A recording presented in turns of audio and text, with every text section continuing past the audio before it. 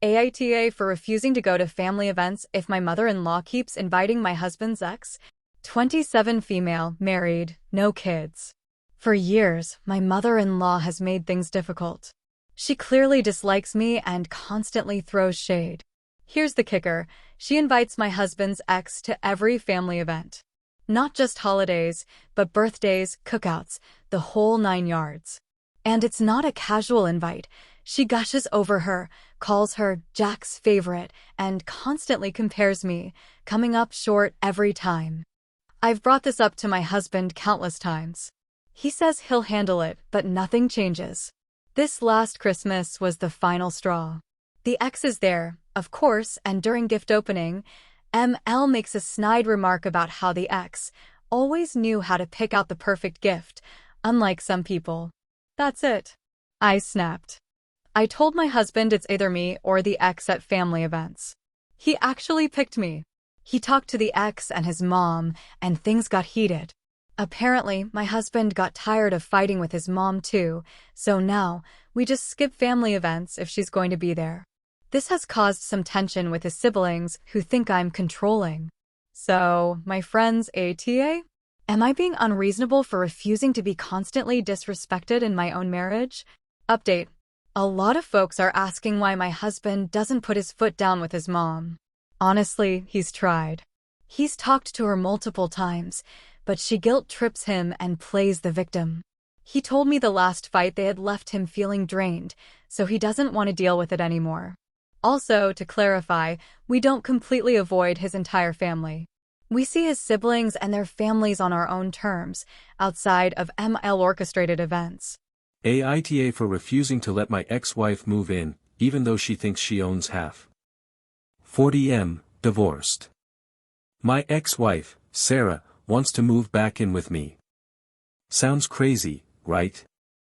Here's the kicker, she claims she owns half of the house. Nope. This house was mine before we even met. Bought it with my own sweat and a prenup to boot. Naturally, I said no.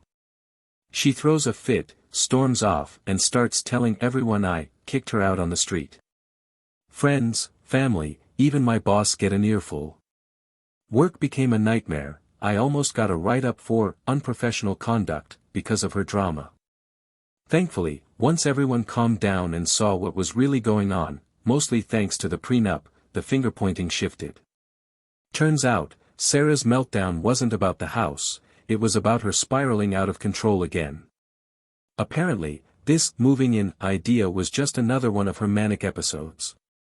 She ended up back in rehab, which everyone agreed was probably for the best.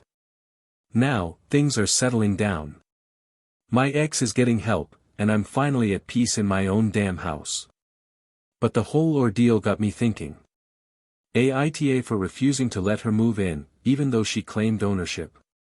I mean, I never lied, and I have the paperwork to prove it. But some people still think I could have handled things more compassionately. AITA for refusing to move out for my stepmother's new baby. 22F, living with dad and stepmom. So, here's the deal, my stepmom, let's call her Lisa, just had a baby. Except, before the stork even arrived, she pressured me to move out to make space. No. This house is half mine, inheritance from my mom, and I pay rent. I knew it was her idea, not my dad's. He's awesome and we talked it out, I'm staying put. Lisa wasn't thrilled, to say the least. Things got frosty, full-on silent treatment, all under one roof. Awkward dinners, anyone. Now, the baby's here, and let me tell you, newborns are loud. Sleepless nights are not my idea of fun, but hey, it's not my kid. Lisa keeps making passive-aggressive comments about how helpful it would be if I pitched in. Yeah, right. Not gonna be manipulated into free childcare after she tried to kick me out. So, AITA for not helping raise the baby and sticking to my guns about staying. Part of me feels bad about the baby being stuck in the middle, but the other part is still ticked off at Lisa. The housekeeper daughter, am I the jerk? Life after Dad wasn't easy, but it had a rhythm. Just me and Mom, holding onto each other after the storm. She wasn't perfect. Burnt toast mornings and mismatched socks were our trademarks, but she was mine. We were a team. Then came him, Mark, with his charming smile and promises of forever. Forever changed everything. Mom, once the queen of our messy kingdom, started shedding responsibilities like a snake shedding skin. Dishes piled up, laundry overflowed, and dust bunnies multiplied. At first, it was a shared burden, me picking up the slack for a tired working mom. It felt natural, like helping a teammate who'd fallen behind. Then Mark moved in, solidifying their getting married someday into a permanent us versus them. Suddenly, chores weren't shared, they were delegated. I became the live-in maid, catering to 2 grown adults who treated my efforts like room service. Exhausted and resentful, I simmered. One day, a fever hit me like a freight train. I begged for a break, a night of rest, but Mom wouldn't budge. Dishes, Maya. They won't wash themselves. Mark, sprawled on the couch surrounded by empty chip bags, just grunted in agreement. That's when I snapped. Feverish and furious, I marched myself to the hospital, anything to escape the suffocating entitlement. Returning, a few days later, to a house resembling a biohazard zone, the anger solidified. Clean this? Mom shrieked, her voice laced with the same entitlement that had choked the air from our home. You're our daughter. This is your responsibility. Mark, ever the silent enabler, simply grunted again. That's all it took. The final straw. With shaking hands, I packed a bag, leaving them in their self-made mess. A night in the car, a call to work, a temporary apartment. Anything was better than the suffocating resentment. Days later, amidst the unpacking and excitement of a surprise promotion, with a relocation to Texas, my coworker dropped a bombshell. Your mom was here, Maya. Looking for you. Shame burned my cheeks, but honesty felt like a shield. I told everyone, from colleagues to the landlord, about the situation. Embarrassing, yes, but it also felt liberating, a declaration of independence from their manipulative behavior. Then came the call from my brother, Michael. A hesitant voice, a confession. Maya, there's something you don't know. We're adopted. Dad adopted us before marrying Mom. The revelation explained so much. The lack of shared memories, the ease with which she'd shed responsibility for us. Months later, a call from my old neighbor confirmed my suspicions. The police had been called. The once cozy house was a health hazard, a testament to the neglect that festered after I left. So, am I the jerk, ATA? Leaving my mom in a messy situation? Or was I right to cut myself free from a toxic environment, even if it meant breaking a family bond? The audacity of this ex. AITA. All right, folks, buckle up for a story that could be ripped straight from a daytime soap opera. My ex, let's call her Tiffany, because that woman deserves a name straight out of a cliché, shows up at my door the other day looking like a kicked puppy. Now, Tiffany wasn't exactly known for her loyalty during our, him, relationship. Let's just say, frequent flyer program doesn't even begin to describe her extracurricular activities. So, there she is, a sniffle and a tear stain on her perfectly applied mascara, holding a little boy who couldn't be more than 5. Sup, your name? She says, like we're old friends catching up. Red flags are already flying higher than a kite in a hurricane. Then comes the bombshell. This is your son, she whispers, gesturing to the kid. My jaw about hit the floor. Me? A father? To this point, the closest I'd gotten to fatherhood was teaching my neighbor's goldfish how to do the backstroke. Now, before you start congratulating me, there's a crucial detail I haven't mentioned. Tiffany, as I lovingly recall, wasn't exactly faithful during our little fling. In fact, she made a professional athlete look committed. So, yeah, the idea that this kid was mine was about as likely as me winning the lottery while simultaneously being struck by lightning. Tiffany, I stammered. There's a slight discrepancy here. This doesn't exactly add up. She gives me this doe-eyed look that would melt glaciers, but I'm made of sterner stuff these days. Look, I say, trying to keep my voice calm. If you're asking for child support, that's a conversation we can have. But first, We need a DNA test. Let me tell you, the look on her face was priceless. She sputtered. She stammered. She tried guilt. She tried the whole, woe is me routine.